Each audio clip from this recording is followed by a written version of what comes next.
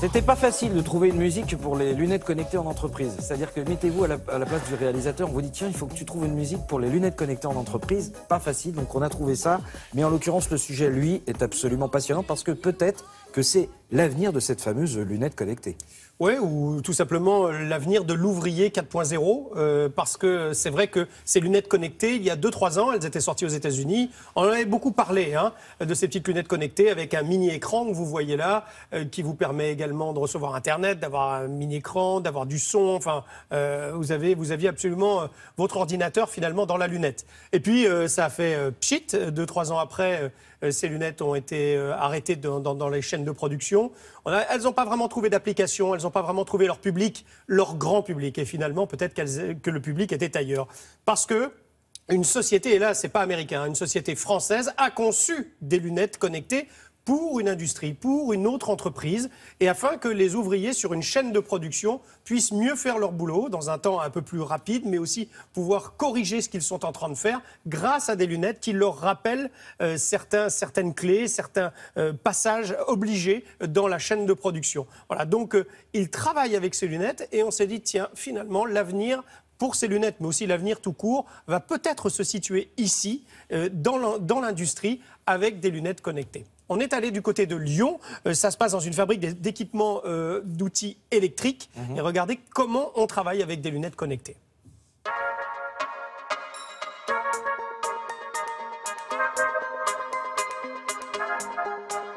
Ces lunettes, nous les utilisons pour exécuter des contrôles qualité. Nous avons développé une série de logiciels qui permettent aux utilisateurs de réaliser des contrôles assistés par ces lunettes intelligentes.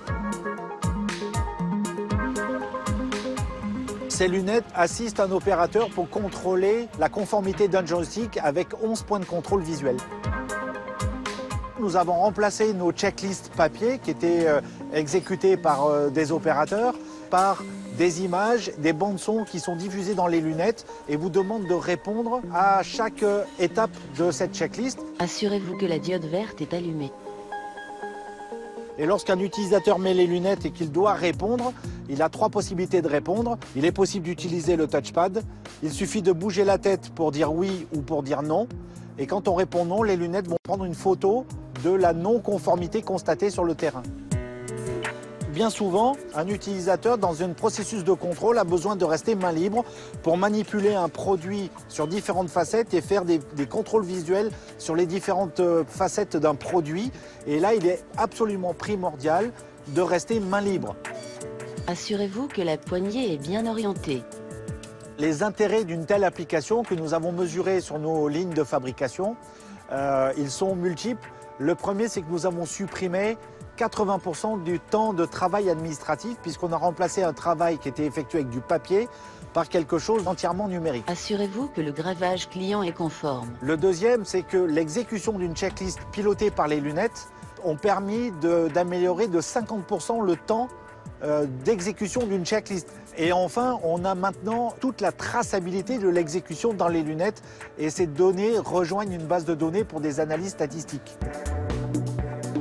Une partie du futur, c'est l'homme augmenté. Beaucoup de technologies vont appareiller les hommes, des lunettes, des vêtements, des gants. D'autres technologies vont permettre à l'homme, à l'assister, à l'augmenter dans ses fonctions pour être encore plus performant. Ça, c'est extraordinaire parce qu'en fait, elle va arriver par là. Bien la sûr, lunette connectée. avant d'arriver au grand public. Ouais. Et surtout, vous avez compris que ça ne retire pas l'homme. Rien ne remplace l'homme, jamais.